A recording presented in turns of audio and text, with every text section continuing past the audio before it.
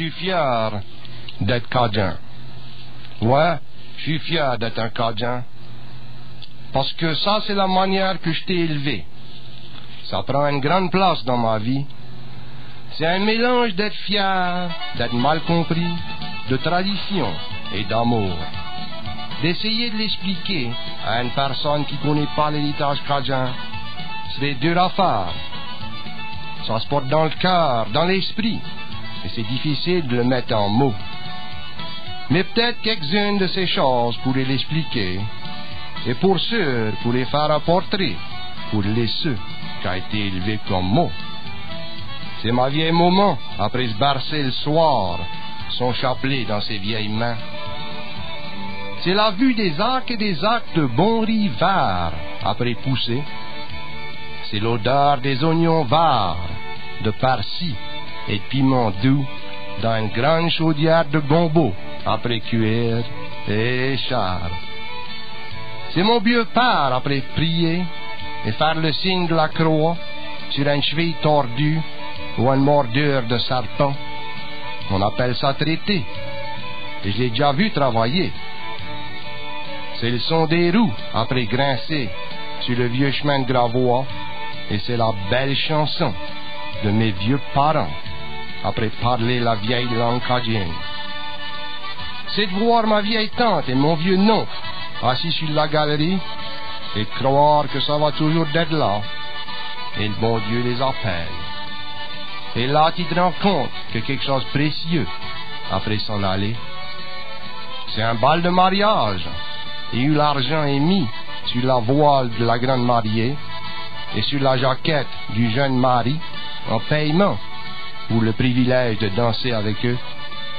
Et c'est de veiller avec les morts, parce qu'on les laisse jamais seuls. C'est la dernière chose qu'on peut faire pour les autres.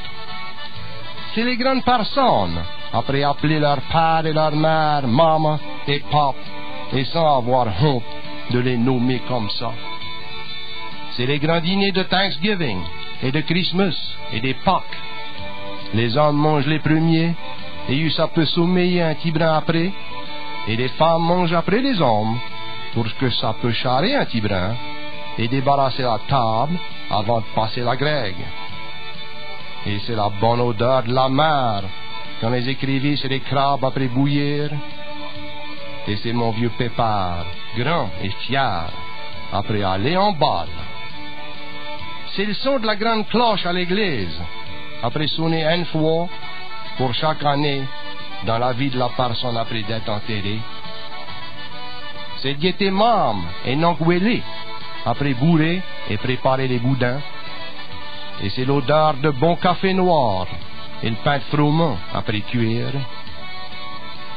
C'est mon vieux papa dans le jardin, son dos tout droit après piocher rang après rang.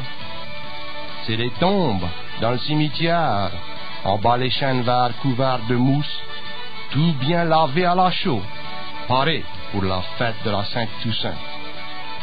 Et c'est le son merveilleux de Sadie, t'aimerais d'être la marraine à mon petit bébé? Ouais, c'est dur à compter, mais c'est une certaine fierté et amour, un sentiment que je porte toujours dans mon cœur et dans mon esprit. C'est une merveilleuse race de bon monde, et ça me chagrine de voir cet héritage s'en aller. Tout ce que moi je peux faire, c'est de préserver juste un petit brin et de passer à mes enfants. Et comme ça, eux autres peuvent être fiers d'être Cajuns. Parce qu'après tout, les Cajuns sont forts. La vie est un peu dure, mais on est fait en dehors de bonnes choses. Et on va le faire, après tout.